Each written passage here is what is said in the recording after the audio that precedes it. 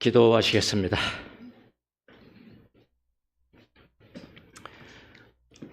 자비로우신 주님, 이곳에 지금 우리와 함께 계신 주님, 우리를 부르시고 찬양하게 하시고 기도하게 하시고 주의 말씀 듣게 하시니 감사합니다.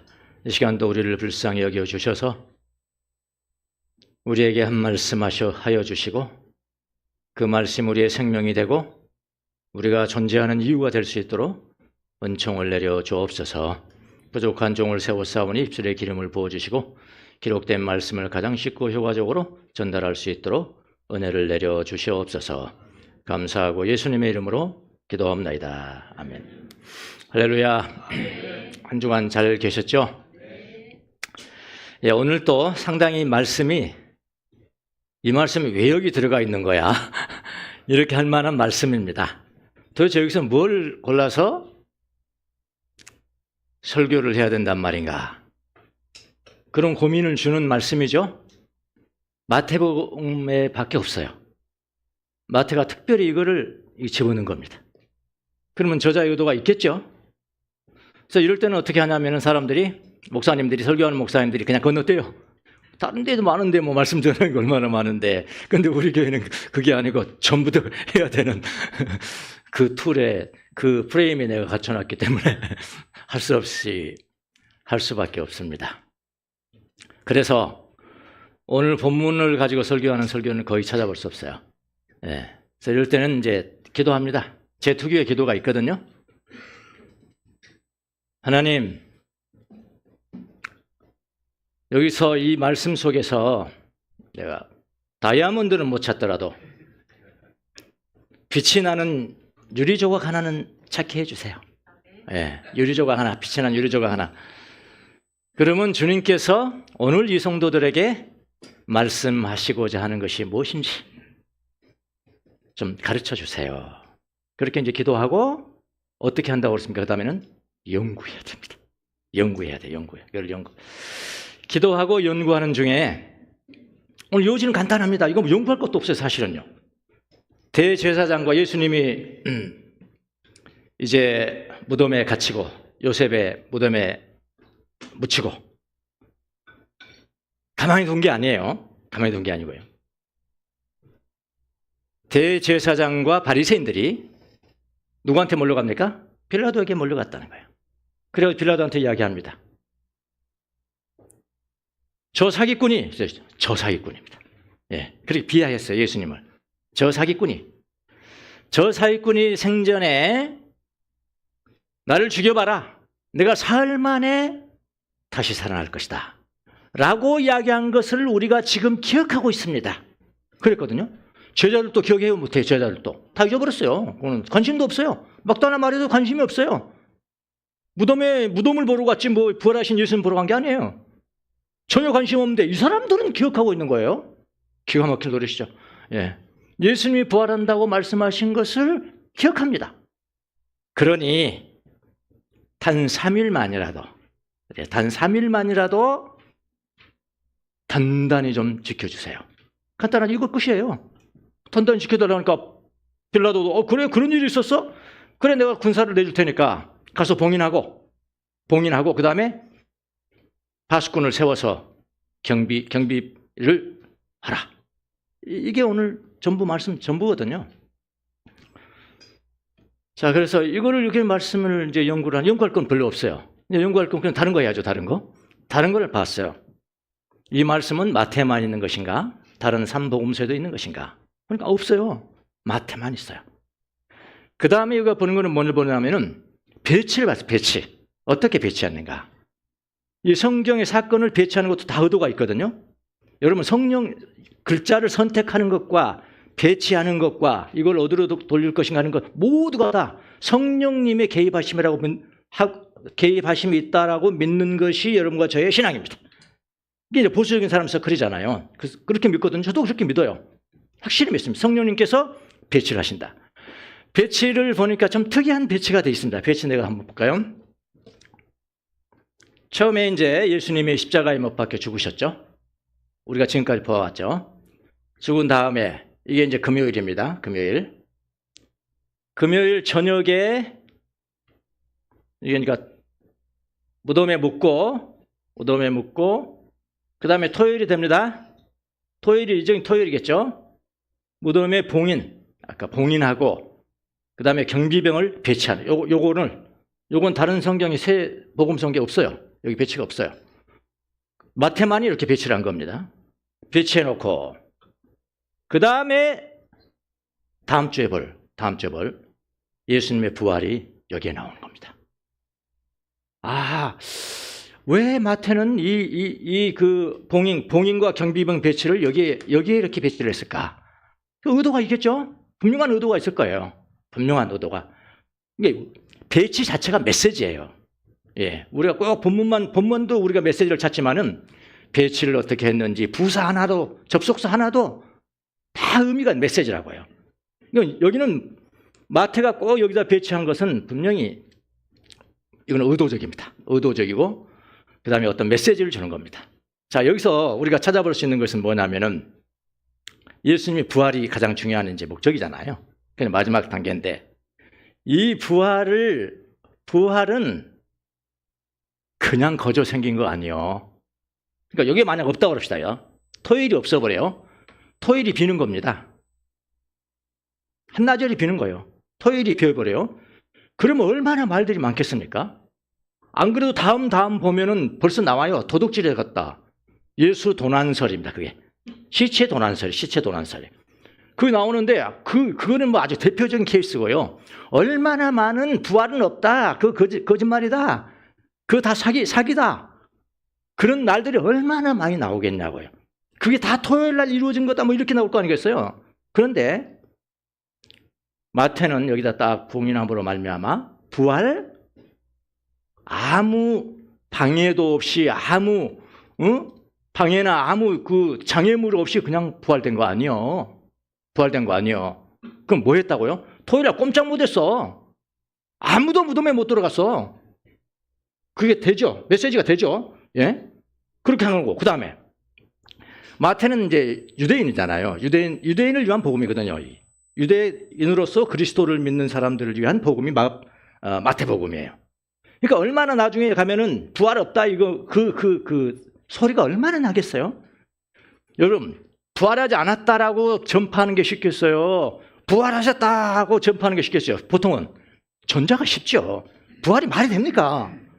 죽은 사람이 살아났다는 게 말이 되냐고요, 여러분도. 여기서도 있을 거예요, 교회 안에서도. 많아요, 찾아보면요. 오늘 이걸 배울 겁니다, 우리가. 자, 이렇게. 이것을 사전에 이거는 막아야 된다. 사전에 막아야 된다. 야, 토요일 날 아무 방해물 없이 그냥 예수님이 부활한 줄 알아? 아니요. 그날 난리 났었어. 이런 일이 발생했어, 이런 일이 발생해서 토요일 날 무덤에 손도 못 대. 손대 못 대는 일이 다 있어서 이걸 지금 말하려고 하는 거죠. 그래서 사전에 그런 예수는 부활하지 않았다는 그런 이설들과 이런 그 방해물들을 사전에 방지하기 위해서 여기서 이제 배치를 한 겁니다. 자, 이 배치 하나만 가지고도요, 우리가 중요한 어떤 그 포인트를 우리가 성경에 꼭 배워야 될 포인트를 우리가 알 수가 있는데, 첫 번째는 뭐냐면은 부활이라는 것은 믿기 쉬운 부활신앙이라는 것은 믿기 쉬운 것이 아니다. 저는 이제 부활을 믿어가지고 제 입장에서 생각을 하면서 다른 분들이 부활 안 믿어진다, 에이 신앙 가짜네 이거. 속으로 그러겠죠, 속으로. 이거 신앙 가짜네. 장로님만 돼가지고 그것도 몰라요? 이렇게 마음속으로 그러겠죠. 친한 사이만 에이 기도해. 그럼 기도해. 성령으로 믿어져야 되는 거야. 함부로 이렇게 이야기를 하는데 저는 이 말씀을 준비하면서 제 태도를 바꿨습니다. 앞으로도 바꿀 겁니다. 부활신앙이라는 것은 믿기 쉽게 믿어지는 그런 것이 아니에요. 반드시 앞에 뭐가 있어요? 이런 것들이 있습니다. 지금도 마찬가지예요. 자, 오늘의 말씀은 그날로 그 당시 2000년 전에 그 시대의 사건으로 끝나지 않습니다. 이게 성경과 소설과의 차이예요. 소설은 그걸로 끝납니다. 다시 일어날지 안 할지 내가 알게 뭐예요. 근데 하나님께서 우리에게 주신 말씀은 2000년 전에도 살아있고 지금도 살아있고요. 영원토록 동의하시다 그랬어요. 그럼 다시 일어난다는 거 아니에요. 다시 일어난다는 거예요. 이거는 사단은 잠시 떠났어요. 예수님 시험한 사단은 잠시 떠났다고요. 영원히 떠난 것이 아니에요. 수시로 와요. 지금도 와요. 그래서 방해합니다. 이 일을 합니다. 이 일을 하고 믿지 못하게. 그러니까 쉽게 믿는 것이 아니라는 것이에요. 그 포인트를 우리가 알 수가 있고요. 두 번째는 하나님은 부활을 반대하는 이런 장치들, 이런 장애물들이잖아요. 쉽게 말하면 봉인하고 경비병 세운 장애물이잖아요. 장애물. 이런 장애물을 다 제거하고 난 다음에 통과하신 것이 아니에요. 부활하신 거 아니에요. 예수님이 장애물 하나 손댔어요? 안 됐어요? 무덤 입구에 그 돌에 손댄 분도 예수님이에요? 아니에요? 예수님이? 아니죠. 누가 손댔어요? 천사가 손댔죠. 천사는 사람 아니거든요. 그러면 처벌하려면 천사 처벌해야 돼. 천사 처벌하는 거 있습니까? 근데 예수님은 사람이기도 하잖아요. 네, 예수님은 하나 까딱 안 했어요. 봉인한 거 까딱 안 했고요. 문 하나 까딱 안 했고요. 하나도 까딱 그러니까 그대로 있는 상태에서, 그대로 놔둔 상태에서 부활이 일어났다라는 것을 보여주는 것이고요. 오늘날도 마찬가지입니다. 여러분이 정말 우리가 부활이 믿어진다면은 이런 바로 앞에 우리 장애물들이 많아요. 객관적인 장애물도 있지만 주관적인 장애물도 더 많아요. 자기가 신앙을 가지면서 잘 안 믿어지거든요. 또 신앙이 좋을 때는 부활이 믿어져 그러다가 또 다운되면은 또 부활이 안 믿어지고 그런 것이 이건 너무 당연한 거라는 거예요. 이게 왜냐하면은 하나님은 반대를 제거하지 않고 그냥 통과하셨다. 많은 반대가 있다. 개인도 그렇고 교회적으로도 그렇고 이 사회에서도 마찬가지다. 세 번째 중요한 포인트는 뭐냐면은 부활신앙이라는 것은 이 세상에 살아가면서 부활신앙을 갖는다는 것은 환영받지 않는 신앙이에요. 부활이라는 것은 환영받은 신앙이 아니고 저항을 받는 신앙입니다. 여러분 우리가 같이 믿는 데는 아무 말도 안 할 때는 괜찮아요. 제가 막 일일이 다니면 난 부활이 믿어져. 당신 믿어지냐? 당신 믿어지냐? 나는 진짜 믿어줘. 당신은 믿어지냐? 믿어지냐 하면은 환영의 소리가 많겠어요? 저항의 소리가 많겠어요? 저항이 훨씬 많습니다. 어디서 나온 진리입니까? 여기서 나온 겁니다. 다 앞에 다 있거든. 저항이 있었거든요. 저항인 다음에 부활이 나온다. 그런 겁니다. 자, 이런 이제 중요한 포인트를 우리가 보면서 마태는 아주 의도적으로 이 사건을 봉인하는 사건을 배치했다라고 머리에 담아두시고요. 그러면 본문으로 돌아가서 본문이 말하고 있는 부활의 장애물은 봉인이죠. 봉인과 그 다음에 봉인만 있는 것이 아니라 경비병. 이게 무슨 의미인가? 그 당시 이게 무슨 의미인가? 한번 본문으로 돌아가 보겠습니다. 66절 나오죠. 66절에 보면 오늘 요거만 가지고 할 것입니다. 그들은 물러가서 그 돌을 봉인했다가 무덤 입구가 돌이네. 봉인이라는 것은 그냥 이렇게 그냥 진흙과 밀랍으로 이렇게 그냥 받은 거 아닙니다. 바르고 난 다음에 이거는 봉인이 아니에요. 이거는 그냥 빈틈이 없게 이렇게 바른 것이고요. 진짜 봉인이라는 것은 뭐냐면은 로마 정부의 직인을 지켜야 되는 겁니다. 여기 직인이 다 찍어놨겠죠? 막 이렇게 찍어놨겠죠? 오늘날도 이게 이렇게 하는 거 있잖아요. 괜히 가서 법원에서 가서 압류 딱지 붙여놨는데 괜히 거기서 연필로 막 이거 돼요? 안 돼요? 안 됩니다. 그건 처벌받습니다. 오늘날은 크게 처벌은 안 받죠. 그 당시는 정치범인데 말이죠. 반역자를 처벌하는 건데 그 당시에 봉인을 뗐다? 봉인에 조금이라도 손상을 가했다? 그거는 여지없이 그거는 형을 살아야 돼요. 형을 살아가 재산 몰수하고 그 다음에 이게 딱 문서에 나와요. 그 다음에 정치범들은 무덤에 있으면은 죽을 수도 있어요. 그렇게 했다는 거예요. 그게 봉인이에요. 경비병을 둬서 무덤을 단단히 지켰다. 여러분 예수님의 무덤은 아시죠? 전형적인 유대인들의 무덤입니다. 유대인들의 무덤은 바위잖아요. 바위. 큰 바위를 해서 입구를 뚫고 입구를 뚫고 그다음에 거기 안에 좀 사람들이 앉아 있었던 자리를 뚫고 그다음에 벽에다는 시체가 들어갈 수 있도록 이렇게 만드는 거예요. 이게 가족묘지예요. 가족묘지. 그래 가족묘지에 한 사람 넣고 그럼 그 가정이 다 들어가냐? 몇 개 안 될 게 어떻다나 1년이나 되면은 썩잖아요. 1년이 안 썩어요. 거기도 마찬가지. 우리나라도 그렇지만은 썩으면은 그거 다시 뭡니까? 그걸 뭐라 그래? 수습? 예, 수습을 해서 다른 데로 놓고 그다음에 거기 다시 써도 돼요. 그렇게 돼 있잖아요. 전쟁이 유대인의 무덤입니다. 그리고 무덤 입구는 뭐냐면 돌로 갖다 딱 하는 거예요. 돌로. 그러니까 한 사람이 그냥 물리적으로 접근하기조차 그렇게 쉽지는 않아요. 다 문을 닫아버리면요. 접근하기 그런 군 거기다 이제 봉인을 한 거예요. 실을 한 거예요. 단순히 테이프 그런 표시가 아닙니다. 빈틈이 없이 진흙과 밀랍을 하고 난 다음에 그것보다 더 중요한 게 있다고 그랬어요. 더 중요한 것은 뭐냐면은 봉인된 무덤은 누구도 손댈 수 없게 국가의 그 뭡니까 이 직인이 뭐라고 그래 공인을 찍는 거예요. 이게 지금 이건 로마의 거. 그러니까 조금이라도 이 입구를 변경한다든가 현상 변경을 하면은 그 공인이 손상돼요. 그 공인이 손상되면 공인을 손상한 사람은 강력한 처벌을 받습니다.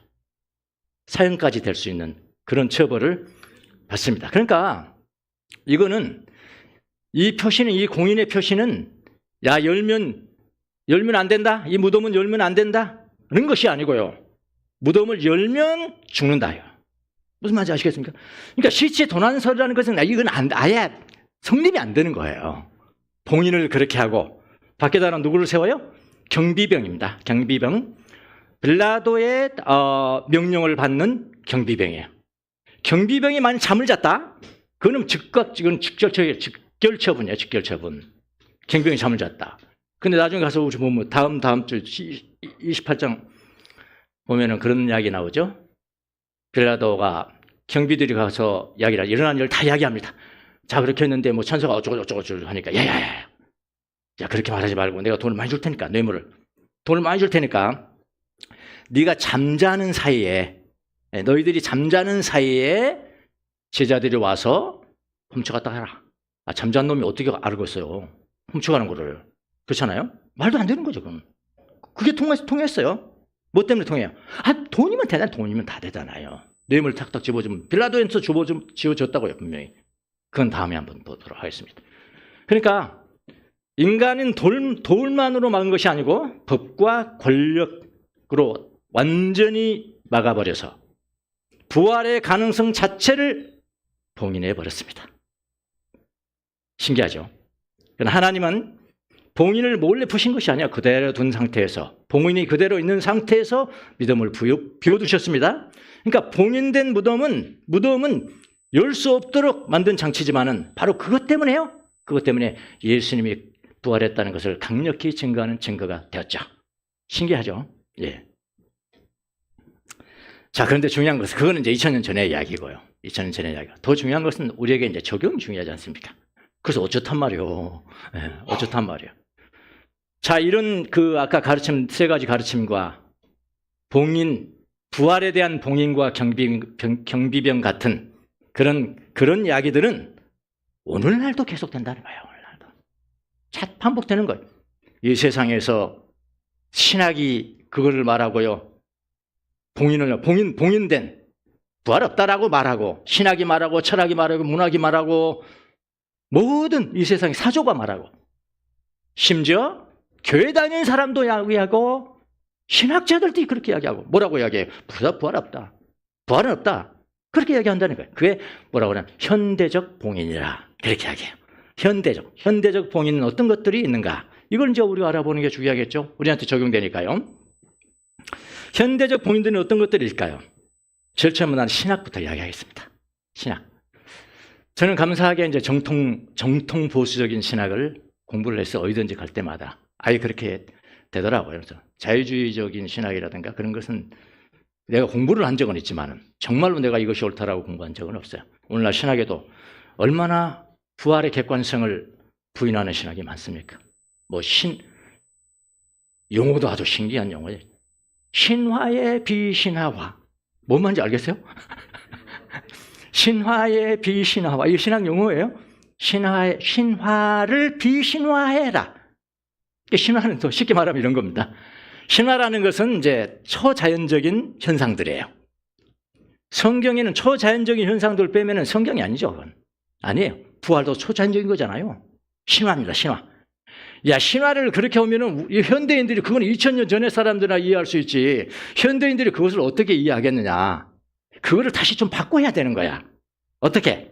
현대인들이 현대의 사정에 맞게 이해할 수 있도록 바꿔야 되는가. 이렇게 하면 되지 않나? 야, 그거는 예수님이 객관적으로 이렇게 부활한 것이 아니고 성도들이 낙심해서 되살아났다. 그렇게 바꾸면 안 될까? 그러니까 의도는 무슨 말인지 하는지 알겠어요. 의도는 좋은데 그럼 객관적인 예수님의 부활은 어디 갔죠? 바울 사도는 예수님은 육체의 부활을 말씀했습니다. 육체의 부활이 없었다면 우리가 믿는 바도 헛것이고 우리의 모든 신앙도 헛것이라고. 바울이 그랬죠. 그럼 육체의 부활이 없어져 버린 게 신학이 그 유명한 사람들이 말하는 게 뭐 이런 것으로부터 철학은 또 어떻습니까? 응? 뭐 부활은 하나 이야기다. 하나 이야기다. 부활 그런 게 어딨냐? 예. 부활 하나 이야기다. 이거는 이제 포스트 모더니즘이죠. 그런 게 다 봉인이에요. 절대적인 진리를 부정하지 않습니까? 가는 곳마다 있어요. 부활을 부인하는 것은. 근데 이거는 그렇다고. 그건 내가 철학자도 아니고 신학자도 아니고 하지만은 교회 안에 들어서도 있습니다. 교회 안에 교회 안에서도 현대적인 봉인들이 있습니다. 부활을 의심하는 질문들이 얼마나 많고. 그러면 그 질문들에 대해서 우리는 답을 잘 해야 돼요. 답을. 왜냐하면 부활에 대해서 의심하는 질문은 너무나 당연하다니까. 아까 우리 봤죠. 세 가지 포인트를 봤잖아요. 너무나 당연하다니까요. 부활 전에 뭐가 있어요? 봉인이 있다니까요. 부활 전에는 누가 있다고요? 경비병이 있다니까요. 그러니까 부활을 부인하고 부활을 의심하는 건 너무나 당연한 거예요. 근데 대답을 우리가 잘해야 되는 거예요. 구체적으로 한번 볼게요. 이런 겁니다. 나는 교회는 다니지만 부활은 믿지 못한다. 이런 사람 있어요? 또 다른 말로 배워볼까요? 나 예수님은 참 좋아. 그래서 예수님은 참 좋아서 교회는 열심히 다니지만은 부활은 못 믿는다. 이렇게 말하는 사람들이 있습니다. 분명히. 자, 이러면 보통 사람은 저 같은 사람이 옛날에는 뭐라고 했을까요? 이 사람이 신앙이 있는 거야, 없는 거야? 저한테 그런 말은 안 드셨죠? 속으로, 그러니까 속으로. 신앙이 있는 거야. 부활을 믿어야 말이야, 기독교지 말이지. 예. 그렇게 대답하곤 했어요. 그런데 아주 정확하게 본다면은 이런 것 가지고 지금 그 의심을 갖는 거죠. 내가 예수님은 좋다. 예수님 믿는다. 근데 사람이 죽은 자가 부활했다는 것은 그건 좀 과학적으로 객관적으로 이건 좀 증명하기도 힘든 거 아니냐. 그런 거거든요. 그러니까 어떻게 보면은 그 사람이 신앙이 상당히 정직하다고 볼 수가 있죠. 그러잖아요. 정직한 거잖아요. 예, 자기는 자기가 정직하다고 말 않지 않지만 어떻게 보면 정직한 거라고. 근데 우리는 그 정직한 것을 좀 격려해주고 했어야 되는데 엉뚱한 자기만 했거든. 네, 그것도 안 믿어지냐 했거든요. 요즘은 달라졌어요. 그럼 그렇게 말하는 사람 있잖아요. 아, 나는 목사님, 난 교회는 아니지만 예수님은 안 믿어져요. 예수님의 부활은 안 믿어져요. 부활은 안 믿어져요. 그러면 지금 앞으로는 저렇게 대답합니다. 아유, 정직하십니다. 네, 정직한 거죠. 어떻게 보면 정직한 겁니다. 그렇게 이제 답변을 하려고 합니다. 이런 답변. 안 믿어지는 게 그건 너무 또 어떻게 당연한 것 같고요. 예. 나중에 답을 드릴게요. 또 이런 사람이 있습니다. 과학적으로 설명이 안 됩니다. 과학적으로 설명이 안 됩니다. 어떻게 과학적으로 죽은 사람이 부활할 수가 있습니까? 이런 질문도 있습니다. 그런데 어떤 잘못된 대응 중에 이런 것들입니다. 이런 것들은 잘못된 겁니다. 믿음이 없어서 그렇습니다. 믿음이 없어서 그렇습니다. 과학은 한계가 있습니다. 이건 이제 잘못된 대응이래요. 좋은 대응은 어떤 걸까요? 좋은 대응은 부활은 과학으로 설명되는 사건은 아닙니다. 오히려 과학이 전제하고 있는 닫힌 세계, 과학이 알 수 없는 닫힌 세계, 그 닫힌 세계의 문을 여는 것입니다. 이렇게 대답하라는 겁니다. 또 이런 겁니다.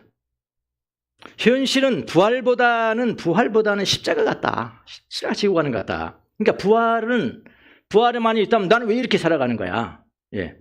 부활을 현시 도피적인 희망으로 오해하는 분도 있습니다. 부활이 있다면 내 삶은 왜 그대로일까? 이렇게 의문을 갖는 분들도 있는데 잘못된 대응은 이런 거죠. 믿음이 약해서 그렇습니다. 믿음이 약해서 그렇습니다. 천국 가면 다 해결됩니다. 이렇게 말하면 이건 아주 나쁜 대응입니다. 좋은 대응은 무엇일까? 좋은 대응. 부활은 고난이 없다는 약속이 아니고 고난이 끝이 아니라는 선언입니다. 멋지죠? 네. 또 이런 것도 있습니다. 머리로는 알겠는데 마음으로는 안 됩니다. 이거 많아요. 네, 마음으로는 안 됩니다. 믿고 싶은데 잘 안 믿어져요. 이렇게 하는데 절대적으로 하지 말아야 되는 말은 이런 말입니다. 믿음으로 극복하세요. 안 믿어진다는데 믿음으로 극복하세요. 이게 간단한 문제가 아니라니까요. 이거는 정말 대답해 줄 말이 적절한 말을 몰랐기 때문에 이렇게 했다고요. 우리 교인들은 그렇게 하지 마시기 바랍니다. 복음적인 대답은요, 이렇게 한답니다. 부활은 믿고 나서 만나는 것이 아니라 먼저 예수님 만나고 나서 믿어지는 사건입니다. 탁월한 대답입니다. 또 이런 거예요. 부활이 내 삶과 무슨 상관이 있나요? 이런 거예요. 일상이 다 똑같아요. 좋은 대답. 부활신앙이란 문제가 사라지는 삶이 아니라 마지막 문장이 바뀐 삶입니다. 보통 사람들은 생로병사, 나서 늙어가고 병들고 죽고. 그런데 우리 부활을 믿는 사람들은 생로병사 생이 더 있습니다. 이런 삶입니다. 자, 요컨대 부활을 믿지 못하는 신앙은 실패는 아니에요. 이루어받으시기 바랍니다. 예, 부활을 믿지 못한다고 해서 실패했다고 보면 안 돼요. 실패한 삶이 아닙니다. 아직 예수님을 삶에서, 길에서 만나지 못한 상태에 불과합니다. 그래서 부활이라는 것은 설득의 대상이 아니라 만남의 결과다. 그렇게 이야기합니다. 만남. 다음 주에 이어지는 말씀이 그거예요. 천사가 나타났거든요. 천사가 나타났어요. 천사가 나타나서 예수님 부활했다. 무덤에 가봐라. 아무도 없다. 예수님께서 말했다. 저기 빨리 갈릴리로 가라. 제자들한테 가서 갈릴리로 가라. 예수님이 갈릴리로 간다고 그랬다. 제자들한테 거기로 가라고 그래라. 천사들이 얼마나 친절하게 훨씬 더 많이 28장에 보면 훨씬 더 많이 이만큼 말했어요. 이만큼. 천사들이 말했는데 그거야 뭐 천사들이 거짓말 하겠습니까? 그렇잖아요. 다 끝난 거잖아요. 그런데 갑자기 예수님이 나타났습니다. 예, 우리 성경은 그랬어요. 갑자기 이두 감탄사를 사용해서 갑자기 나타나셔서 예수님은 설명하지 않으시죠.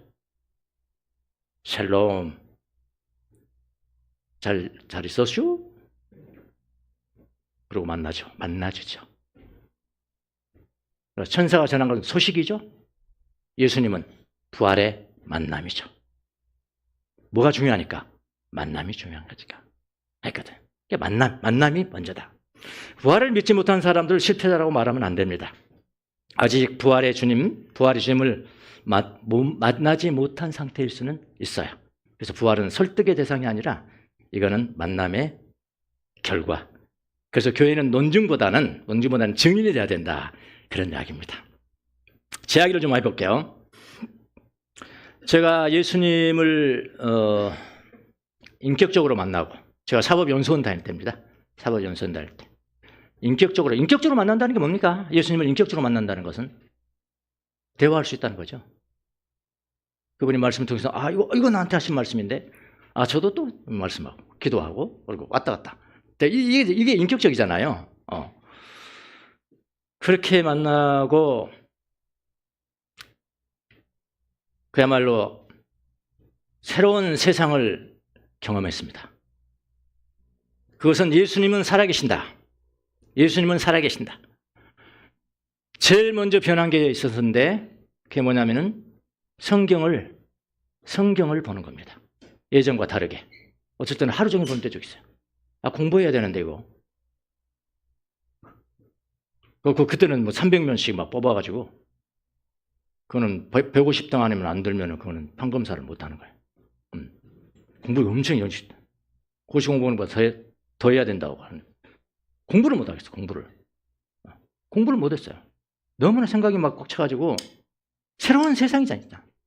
내가 알지 못했던 그런 초자연적인 그런 세상이 있고 그 문을 여는 분이 예수님이시고 성경을 떠들어 보니까 예수님의 말씀이 여기저기 다 꽉 차 있는 거예요. 저는 예수님이 믿어지고 난 다음에 가장 먼저 변한 것은 뭐냐면은 예수님을 사랑하고 그분이 하신 말씀은 다 믿어지는 거예요. 이거 좀 이해를 하셔야 되는데요. 그냥 믿어지는 거예요. 이해되는 게 아니고요. 이해되는 건 그냥 믿어지는 거예요.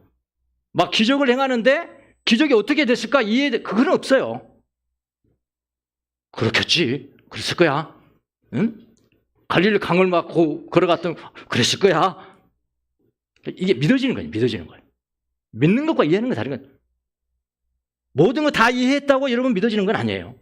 모든 거 다 이해하지 못해도 믿을 수는 있습니다. 믿음이 있고 사랑이 있고.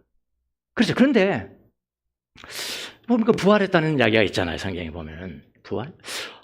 어떻게 하셨을까? 그때 그런 생각을 했어요. 아직 다 믿어지는 거죠. 예수님의 부활은 한참 걸렸어요. 사실은. 예수님 기도하고 예수님 내가 구원의 은혜를 체험하고 또 한참 세월이 흘렀어요. 저희도 사법연수원 다닐 때 이제 6개월 판사실에서 시보를 하고 4개월 검사실에서 직무대행을 하고 2개월은 특별한 뭐 다른 관서. 저 같은 경우는 특허청에 가서 2개월 공부했죠. 뭐 특허, 뭐 지적재산권 그런 공부했는데 판사실에서 이제 시보를 하는데 거기는 뭐 완전히 수도원이에요. 판사들 3명 앉아 있고 저 앉아 있고 아가씨 앉아 있고 하는데 완전 수도원. 이거 뭐 종이 소리만 들리는 거예요. 그럼 거기서 뭐 합니까? 제가 성경 밖에 더 보겠습니까? 성경을 꺼내놓고 봤는데요. 그때 어디를 봤냐면 고린도전서 15장이에요. 고린도전서 15장이 무슨 장입니까? 부활에 관한 장이잖아요. 바울 사도가 부활을 설명하는데 왜 그 부활을 믿지 못하느냐? 어떤 사람이 죽은 자들이 어떻게 다시 살아나느냐? 죽은 자들이 어떻게 다시 살아나냐? 이렇게 질문하는데 왜 그걸 이렇게 모르냐? 하면서 바울이 이야기를 합니다. 무슨 이야기를 하냐면요. 자연을 통해서 부활을 설명해 주세요. 씨 뿌리는 거 있잖아요. 씨. 예, 씨를 딱 뿌리면은 그 씨앗이 들어가서 죽어야 됩니다. 맞죠? 예, 죽으면은 거기서 나무가 나는 거예요. 그 예화를 들어요. 바울 사도가. 그때 그렇게 이어주니까 제 마음속에 그렇구나. 그렇구나. 나는 씨앗이구나. 믿음의 씨앗이구나. 내 믿음의 씨앗이 죽었으면은 그렇죠. 사라질 때 다시 부활의 몸이 태어나는 거구나. 와, 그걸 깨닫고 얼마나 감격을 했던지요. 이거 두 번째 감격입니다. 부활이 그렇게 저절로 믿어지더라고요. 그래가지고 막 그때는 거의 각 방마다 우리 동기들이 다 들어가 있거든요. 뚝뚝 들어가지고 동기들 다 잡아냈죠. 차 잡아내고 어디로 갔어요? 화장실로 데려갔죠.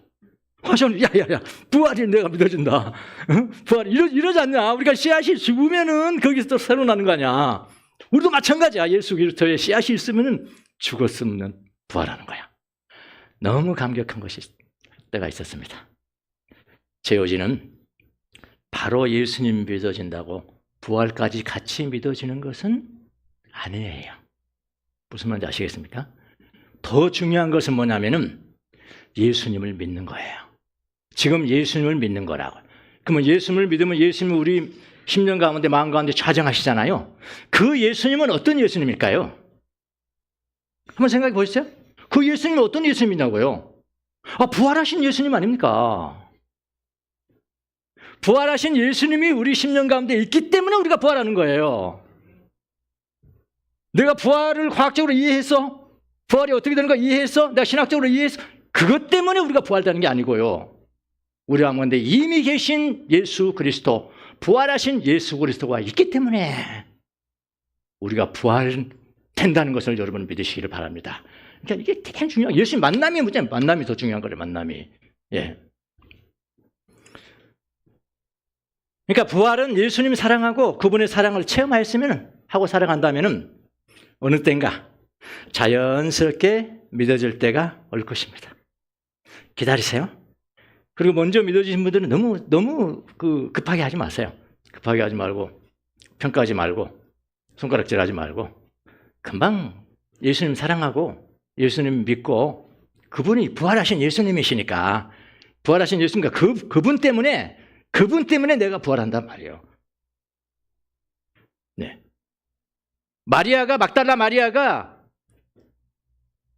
그 예수님을, 부활하기 전에 예수님을 믿고, 그분이 구원자라고 믿고 따랐기 때문에 그분은 부활하실 거예요. 나중에 부활이 된 줄도 몰랐잖아요. 무덤 보러 갔잖아요. 그렇게. 무슨 말인지 아시겠습니까? 이거 정통 신학에도 배치된 건 아닙니다. 예. 부활은 소식이 아닙니다. 부활은 만남입니다. 만남이다. 우리가 예수님을 지금 믿고 사랑하고 있으면 이미 부활의 예수님이 내 안에 계시는 거예요. 이것을 믿으십시오. 그분 때문에 우리는 부활합니다. 우리가 부활을 과학적으로 또는 신학적으로 잘한다고 해서 부활하는 게 아니에요. 우리 앞에 많은 봉인들이 있고 또 경비병들이 있겠지만, 우선 삶의 현장에서 부활하신 예수님의 사랑을 체험하고 그분을 믿고 그분을 만나시기를 바랍니다. 그러면 부활의 소식은 선물로 주어지는 거예요. 좀 편안하십니까? 편안해지시라고 오늘 이 메시지가 전하는 거예요. 부활에 대해서 너무 그렇게 하지 마라. 너희들이 믿는 예수 그리스도는 어떻게 해요? 이미 부활하신 분이시다. 부활은 너무나 좋은 것입니다. 히브리서 11장을 보면은 부활이 나오죠. 부활. 네. 거기 보면은 어떤 여인들은 자기의 친척들이 그냥 되살아나는 부활을 체험한 거야. 죽은 자가 살아나는 거야. 혹은 다 죽을 병에 되살아나는 것도 있고요. 그걸 부활이라고 그랬어요. 부활. 그리고 또 뭐라고 그랬냐면, 어떤 사람들은 그런데 더 좋은 부활을 얻기 위해서 고문하고 박해할 때 그냥 나 잡아가라. 나 죽겠다 그냥. 이렇게 순교한 사람도 있다. 부활이 두 개거든요. 죽을 병에 걸려서 나은 것은 그 사람은 또 죽어야 돼요. 또 죽어야 돼요. 근데 두 번째는 뭐라고 했어요? 더 좋은 부활을 했어요. 더 좋은 부활. 더 좋은 부활은 그냥 지금 죽어버리는 거예요. 지금 죽어버리는 거예요. 그럼 다시 또 살아나서 다시 죽어야 될 그런 부활이 아니고 영원한 영생의 부활. 믿습니까?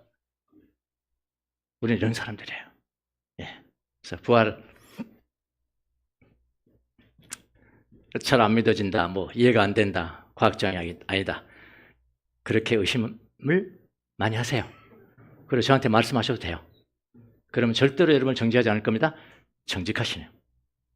정직하다고 여러분을 격려를 해드리겠습니다. 예. 그래서 언젠가는 부활이 막달라 마리아에게처럼 자연스럽게 선물로 이렇게, 그게 참 정우 같아요. 자연스럽게 선물로 오늘. 그래서 그런 부활 신앙을 갖는 여러분이 되시기를 예수님 이름으로 축원합니다. 시 한 편 보도록 하겠습니다.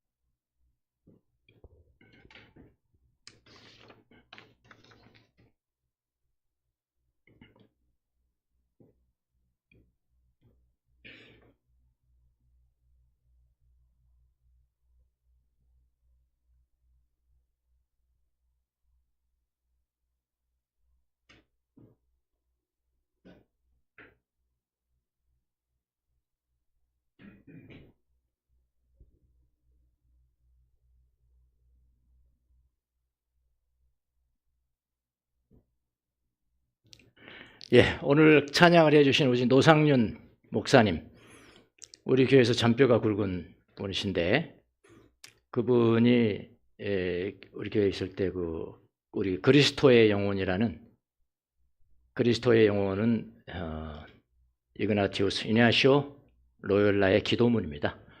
기도문인데 몇 개의 단체에서 이렇게 곡을 붙여가지고 부르는 적도 있습니다만은, 그 기도문을 우리가 독창적으로 그 곡을 붙여가지고 불렀는데, 그때 작곡을 하신 분이 노상윤 목사님이세요. 그것을 준비됐죠? 한번 불러보도록 하겠습니다.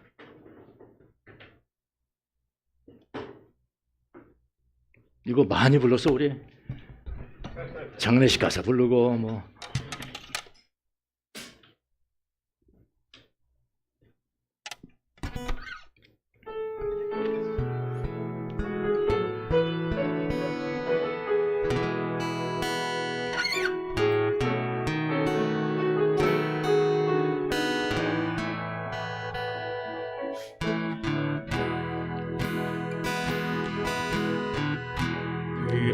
그리스도의 영혼 저를 거룩하게 하소서. 그리스도의 영혼 저를 구원하소서.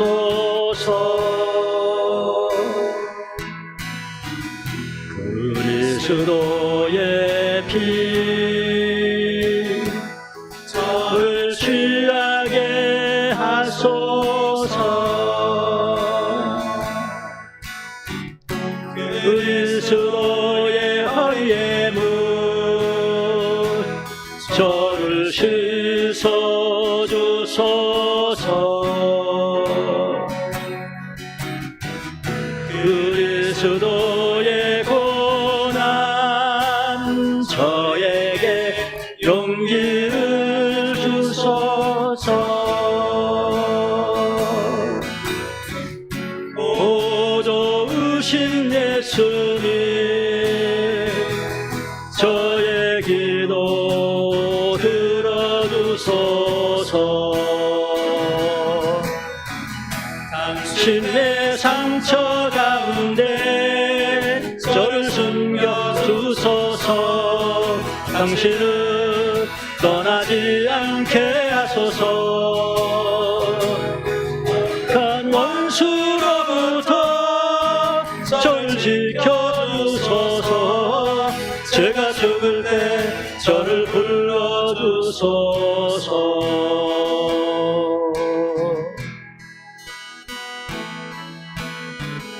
그리고 저를 당신께 오라 명하시고,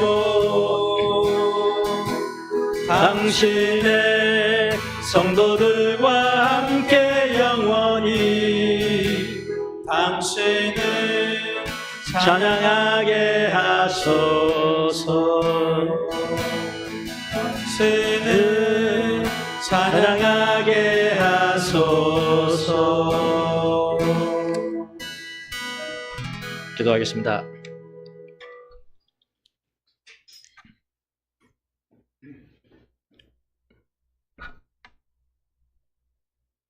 우리 마음 가운데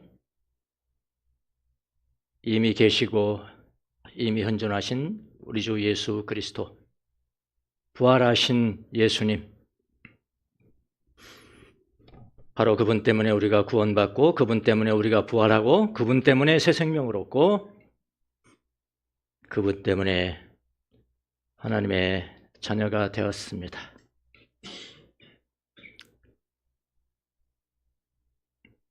그러나 부활에 여전히 의심 가고 의문 가고 믿어지지 않은 사랑하는 형제 자매들이 있을 터인데,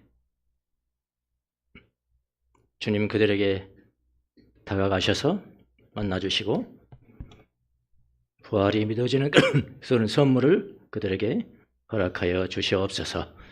그래서 이 땅에 살아가는 동안에 눈이 오나 비가 오나 맑으나 더 어두우나 주님을 향한 사랑과 믿음 거두지 아니하고 주님이 오시는 날까지, 우리가 아버지 나라에 갈 때까지 변치 않은 사랑으로 주님을 사랑할 수 있도록 은총을 내려 주시옵소서. 감사하고 예수님의 이름으로 기도합니다.